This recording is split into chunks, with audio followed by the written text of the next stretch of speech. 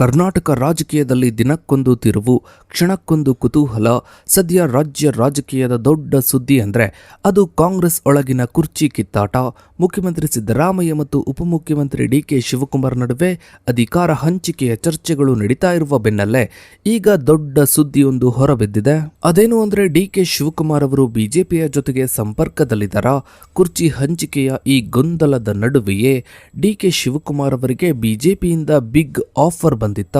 ಸಿದ್ದರಾಮಯ್ಯ ಬಣದ ಶಾಸಕ ಎಚ್.ಸಿ. ಬಾಲಕೃಷ್ಣ ಅವರ ಈ ಒಂದು ಹೇಳಿಕೆ ಈಗ ಇಡೀ ರಾಜ್ಯ ರಾಜಕೀಯದಲ್ಲಿ ಸಂಚಲನವನ್ನೇ ಮೂಡಿಸಿದೆ. ಡಿಕೆ ಶಿವಕುಮಾರ್ ಅವರು ಅಂದು ಬಿಜೆಪಿಯ ಆಫರ್ ಅನ್ನ ಒಪ್ಪಿಕೊಂಡಿದ್ದಿದ್ರೆ ಇಷ್ಟೊತ್ತಿಗೆ ಅವರೇ ಸಿಎಂ ಆಗಿರ್ತಾ ಇದ್ರು ಎಂಬ ಮಾತುಗಳ ಹಿಂದಿನ ಅಸಲಿ ಸತ್ಯವೇನು, ಅಸಲಿಗೆ ರಾಜ್ಯ ರಾಜಕೀಯದಲ್ಲಿ ಏನೆಲ್ಲ ನಡೀತಾ ಇದೆ, ಇದರ ಬಗ್ಗೆನೇ ಒಂದು ವಿಶೇಷ ವರದಿ ಇದೆ, ಬನ್ನಿ ನೋಡ್ತಾ ಹೋಗೋಣ. ಸ್ನೇಹಿತರೆ, 2023ರ ವಿಧಾನಸಭಾ ಚುನಾವಣೆಯಲ್ಲಿ ಬರೋಬ್ಬರಿ 135 ಸ್ಥಾನಗಳ ಭರ್ಜರಿ ಬಹುಮತದೊಂದಿಗೆ ಅಧಿಕಾರಕ್ಕೆ ಬಂದ ಕಾಂಗ್ರೆಸ್ ಸರ್ಕಾರವು ಕಳೆದ 3 ವರ್ಷಗಳಲ್ಲಿ ಆಂತರಿಕ ನಾಯಕತ್ವದ ಪೈಪೋಟಿ ಮತ್ತು ಬಾಹ್ಯ ರಾಜಕೀಯ ಒತ್ತಡಗಳ ನಡುವೆ ಸಾಗ್ತಾ ಇದೆ. ಈ ಅಧಿಕಾರಾವಧಿಯ ಅತ್ಯಂತ ಚರ್ಚಿತ ವಿಷಯವೇನು ಅಂದರೆ ಮುಖ್ಯಮಂತ್ರಿ ಸಿದ್ದರಾಮಯ್ಯ ಮತ್ತು ಉಪಮುಖ್ಯಮಂತ್ರಿ ಡಿಕೆ ಶಿವಕುಮಾರ್ ನಡುವಿನ ಅಧಿಕಾರ ಹಂಚಿಕೆಯ ಒಪ್ಪಂದ ಹಾಗೂ ಈ ನಡುವೆ ಕೇಳಿಬರ್ತಾ ಇರುವ ಬಿಜೆಪಿಯ ಬಿಗ್ ಆಫರ್ ವದಂತಿಗಳು. ಸ್ನೇಹಿತರೆ, ಕರ್ನಾಟಕದ ರಾಜಕೀಯ ಇತಿಹಾಸದಲ್ಲಿ 2023ರ ಜನಾದೇಶವು ಅತ್ಯಂತ ಸ್ಪಷ್ಟವಾಗಿತ್ತು. ಆದರೂ ಸರ್ಕಾರದ ರಚನೆಯ ಸಮಯದಲ್ಲೇ ಸಿದ್ದರಾಮಯ್ಯ ಮತ್ತು ಡಿಕೆ ಶಿವಕುಮಾರ್ ನಡುವೆ ಉಂಟಾದ ಸುದೀರ್ಘ ಚರ್ಚೆಗಳು ಭವಿಷ್ಯದ ಸಂಘರ್ಷಕ್ಕೆ ಮುನ್ನುಡಿಯನ್ನ ಬರೆದ್ವು. ಪಕ್ಷದ ಹೈಕಮಾಂಡ್ ಮಧ್ಯಸ್ಥಿಕೆಯಲ್ಲಿ ಸಿದ್ದರಾಮಯ್ಯ ಅವರಿಗೆ ಮುಖ್ಯಮಂತ್ರಿ ಸ್ಥಾನ ಮತ್ತು ಡಿಕೆ ಶಿವಕುಮಾರ್ ಅವರಿಗೆ ಏಕೈಕ ಉಪಮುಖ್ಯಮಂತ್ರಿ ಪಟ್ಟದ ಜೊತೆಗೆ ಕೆಪಿಸಿಸಿ ಅಧ್ಯಕ್ಷ ಸ್ಥಾನವನ್ನ ಮುಂದುವರಿಸುವ ಅವಕಾಶವನ್ನ ನೀಡಲಾಯಿತು. ಆದರೆ ಈ ವ್ಯವಸ್ಥೆಯು ಕೇವಲ 2.5 ವರ್ಷಗಳ ಅವಧಿಗೆ ಮಾತ್ರ ಎಂಬ ವದಂತಿಯು ಅಂದಿನಿಂದಲೂ ರಾಜಕೀಯ ವಲಯದಲ್ಲಿ ತೀವ್ರವಾಗಿ ಹರಡಿದೆ. 2025ರ ನವೆಂಬರ್ ತಿಂಗಳಿನಲ್ಲಿ ಸರ್ಕಾರವು ತನ್ನ ಅರ್ಧ ಅವಧಿಯನ್ನ ಪೂರ್ಣಗೊಳಿಸಿದಾಗ ನಾಯಕತ್ವ ಬದಲಾವಣೆಯ ಕೂಗು ಕಾಂಗ್ರೆಸ್ ಒಳಗಿನಿಂದಲೇ ಕೇಳಿಬರತೊಡಗಿತು. ಡಿಕೆ ಶಿವಕುಮಾರ್ ಬೆಂಬಲಿಗರು ಈ ಸಮಯವನ್ನ ಪರಿವರ್ತನೆಯ ಕಾಲ ಎಂದು ಕರೆದರೆ ಸಿದ್ದರಾಮಯ್ಯ ಬಣವು 5 ವರ್ಷಗಳ ಪೂರ್ಣ ಅವಧಿಯ ಮಂತ್ರವನ್ನ ಜಪಿಸುತ್ತಿದೆ. ಈ ಆಂತರಿಕ ಅಸ್ಥಿರತೆಯನ್ನೇ ಬಂಡವಾಳವಾಗಿಸಿಕೊಂಡಿರೋ ವಿರೋಧ ಪಕ್ಷವಾದ ಬಿಜೆಪಿ ಡಿಕೆ ಶಿವಕುಮಾರ್ ಅವರಿಗೆ ಬಿಗ್ ಆಫರ್ ಅನ್ನ ನೀಡಿದೆ ಎಂಬ ಸುದ್ದಿಗಳನ್ನು ವ್ಯವಸ್ಥಿತವಾಗಿ ಹರಿಬಿಡ್ತಾ ಇದೆ. ಇನ್ನು ಸ್ನೇಹಿತರೆ, ಬಿಜೆಪಿಯ ಶಾಸಕ ಬಸನಗೌಡ ಪಾಟೀಲ್ ಯತ್ನಾಳ್ ಅವರು ಡಿಕೆ ಶಿವಕುಮಾರ್ ಮತ್ತು ಬಿಜೆಪಿ ಶಾಸಕರ ನಡುವಿನ ಗುಪ್ತ ಮೈತ್ರಿಯ ಬಗ್ಗೆ ಸರಣಿ ಆರೋಪಗಳನ್ನ ಮಾಡ್ತಾಲೆ ಬಂದಿದ್ದಾರೆ. ಯತ್ನಾಳ್ ಅವರ ಪ್ರಕಾರ ಡಿಕೆ ಶಿವಕುಮಾರ್ ಅವರು ಕಾಂಗ್ರೆಸ್ನಿಂದ 60ರಿಂದ 70 ಜನ ಶಾಸಕರನ್ನ ಕರೆದುಕೊಂಡು ಬರುವುದಾಗಿ ಬಿಜೆಪಿಗೆ ಭರವಸೆಯನ್ನ ನೀಡಿದ್ರು ಮತ್ತು ಅದಕ್ಕೆ ಪ್ರತಿಯಾಗಿ ಮುಖ್ಯಮಂತ್ರಿ ಸ್ಥಾನದ ಬೇಡಿಕೆಯನ್ನ ಇಟ್ಟಿದ್ರು.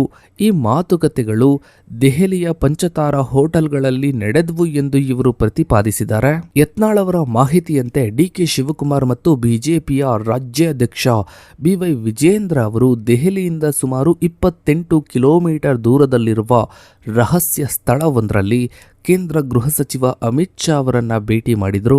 ಈ ಸಭೆಯಲ್ಲಿ ಡಿಕೆ ಶಿವಕುಮಾರ್ ಅವರನ್ನು ಮುಖ್ಯಮಂತ್ರಿ ಮಾಡುವುದು ಮತ್ತು ವಿಜೇಂದ್ರ ಅವರನ್ನ ಉಪಮುಖ್ಯಮಂತ್ರಿ ಮಾಡುವುದು ಎಂಬ ಬಿಸಿನೆಸ್ ಅಂತಿಮಗೊಂಡಿತ್ತು ಎಂದು ಹೇಳಲಾಗುತ್ತಿದೆ. ಆದರೆ ಅಮಿತ್ ಶಾ ಅವರೇ ಪಾಪ ಈ ಪ್ರಸ್ತಾವನೆಯನ್ನ ತಿರಸ್ಕರಿಸಿದ್ರು ಎಂಬುದು ಯತ್ನಾಳ್ ಅವರ ಪ್ರಮುಖ ವಾದವಾಗಿದೆ. ಅಮಿತ್ ಶಾ ಅವರ ಈ ತಿರಸ್ಕಾರಕ್ಕೆ ಕಾರಣವೇನು ಅಂದರೆ ಡಿಕೆ ಶಿವಕುಮಾರ್ ಅವರ ಹಿಂದೆ ಇರಬಹುದಾದ ಶಾಸಕರ ಸಂಖ್ಯೆ. ಬಿಜೆಪಿಯ ಆಂತರಿಕ ಸಮೀಕ್ಷೆಯ ಪ್ರಕಾರ ಡಿಕೆ ಶಿವಕುಮಾರ್ ಅವರೊಂದಿಗೆ ಕೇವಲ 12ರಿಂದ 13 ಜನ ಶಾಸಕರು ಮಾತ್ರ ನಿಷ್ಠರಾಗಿದ್ದಾರೆ. ಉಳಿದವರು ಸಿದ್ದರಾಮಯ್ಯ ಅಥವಾ ಪಕ್ಷದ ಹೈಕಮಾಂಡ್ ಪರವಾಗಿದ್ದಾರೆ. ಕೇವಲ ಅಲ್ಪಸಂಖ್ಯಾತ ಶಾಸಕರೊಂದಿಗೆ ಸರ್ಕಾರವನ್ನ ರಚಿಸುವುದು ಅಸ್ಥಿರತೆಗೆ ಕಾರಣವಾಗಬಹುದು ಎಂದು ಕೇಂದ್ರ ಬಿಜೆಪಿ ನಾಯಕತ್ವವು ಈ ಯೋಜನೆಯಿಂದ ಹಿಂದೆ ಸರಿಯಿತು ಎಂದು ವಿಶ್ಲೇಷಿಸಲಾಗ್ತಾ ಇದೆ. ಡಿಕೆ ಶಿವಕುಮಾರ್ ಅವರು ಈ ವದಂತಿಗಳನ್ನ ಸಂಪೂರ್ಣವಾಗಿ ತಿರಸ್ಕರಿಸುತ್ತಾರೆ. ತಮ್ಮ ರಾಜಕೀಯ ನಿಷ್ಠೆಯನ್ನ ಸಾಬೀತುಪಡಿಸಲು ಹಿಂದಿನ ಘಟನೆಗಳನ್ನ ನೆನಪಿಸಿಕೊಳ್ತಾರೆ. 2018ರಲ್ಲಿ ಜೆಡಿಎಸ್ ಕಾಂಗ್ರೆಸ್ ಸಮ್ಮಿಶ್ರ ಸರ್ಕಾರವನ್ನ ಪತನಗೊಳಿಸಲು ಬಿಜೆಪಿ ತಮಗೆ ಉಪಮುಖ್ಯಮಂತ್ರಿ ಸ್ಥಾನದ ಆಮಿಷವನ್ನ ಒಡ್ಡಿದ್ರು. ತಾವು ಜೈಲಿಗೆ ಹೋಗುವುದನ್ನೇ ಆಯ್ಕೆ ಮಾಡಿಕೊಂಡೆ ಎಂದು ಇವರು ಹೇಳ್ತಾರೆ. ಕಾಂಗ್ರೆಸ್ ಪಕ್ಷವು ತಮಗೆ ತಾಯಿ ಇದ್ದಂತೆ ಮತ್ತು ಅದಕ್ಕೆ ದ್ರೋಹವನ್ನ ಬಗೆಯುವ ಪ್ರಶ್ನೆಯೇ ಇಲ್ಲ ಎಂದು ಇವರು ಭಾವನಾತ್ಮಕವಾಗಿ ಪ್ರತಿಕ್ರಿಯಿಸ್ತಾರೆ. ಆದರೂ ಈ ಎಲ್ಲ ವದಂತಿಗಳು ಕೇವಲ ವಿರೋಧ ಪಕ್ಷಗಳ ಸೃಷ್ಟಿಯಲ್ಲ, ಬದಲಿಗೆ ಕಾಂಗ್ರೆಸ್ ಒಳಗಿನ ಗುಂಪುಗಾರಿಕೆಯ ಪರಿಣಾಮವಾಗಿ ಹೊರಬಿದ್ದಿವೆ ಎಂಬುದು ಗಮನಾರ್ಹ. ಶಾಸಕ ಕೆಎನ್ ರಾಜಣ್ಣ ಅವರಂತಹ ನಾಯಕರು ಹೈಕಮಾಂಡ್ಗೆ ಪತ್ರವನ್ನು ಬರೆದು 2024 ಲೋಕಸಭಾ ಚುನಾವಣೆಯ ಹಿನ್ನಡೆಗೆ ಡಿಕೆ ಶಿವಕುಮಾರ್ ಅವರ ವೈಫಲ್ಯವೇ ಕಾರಣ ಎಂದು ದೂರಿದ್ದಾರೆ. ಇದು ಡಿಕೆ ಶಿವಕುಮಾರ್ ಅವರ ನಾಯಕತ್ವದ ಮೇಲೆ ಒತ್ತಡವನ್ನು ಹೇರುವ ತಂತ್ರವಾಗಿ ಕಂಡು ಬರ್ತಾ ಇದೆ. ಇನ್ನು ಸ್ನೇಹಿತರೆ, ಮುಖ್ಯಮಂತ್ರಿ ಸಿದ್ದರಾಮಯ್ಯ ಅವರು ಡಿಕೆ ಶಿವಕುಮಾರ್ ಮತ್ತು ತಮ್ಮ ನಡುವಿನ ಸಂಬಂಧವನ್ನು ಹಾಲು ಮತ್ತು ಜೇನು ಇದ್ದಂತೆ ಎಂದು ಪದೇ ಪದೇ ವರ್ಣಿಸ್ತಾರೆ. ವಿರೋಧ ಪಕ್ಷಗಳಾದ ಬಿಜೆಪಿ ಮತ್ತು ಜೆಡಿಎಸ್ ಈ ಹಾಲಿಗೆ ಹುಳಿಯನ್ನ ಹಿಂಡಲು ಪ್ರಯತ್ನಿಸುತ್ತಿವೆ ಎಂದು ಇವರು ಲೇವಡಿಯನ್ನ ಮಾಡ್ತಾರೆ.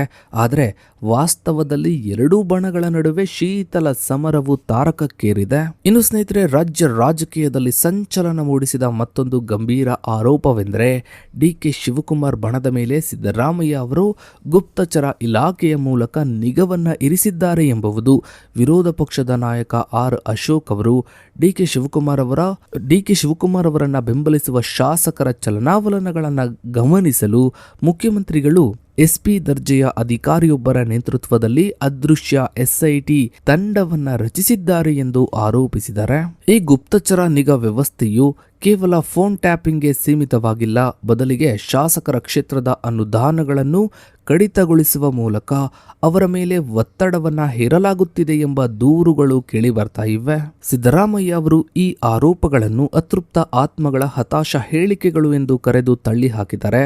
ಆದರೂ ತಮ್ಮ ಮೇಲಿನ ನಿಗದ ಬಗ್ಗೆ ಕೇಳಿದಾಗ ಡಿಕೆ ಶಿವಕುಮಾರ್ ಅವರು ಕಾಲವೇ ಉತ್ತರವನ್ನ ನೀಡಲಿದೆ ಎಂದು ನಿಗೂಢವಾಗಿ ಉತ್ತರಿಸಿರುವುದು ಸಂಶಯಗಳನ್ನು ಹೆಚ್ಚು ಮಾಡಿದೆ.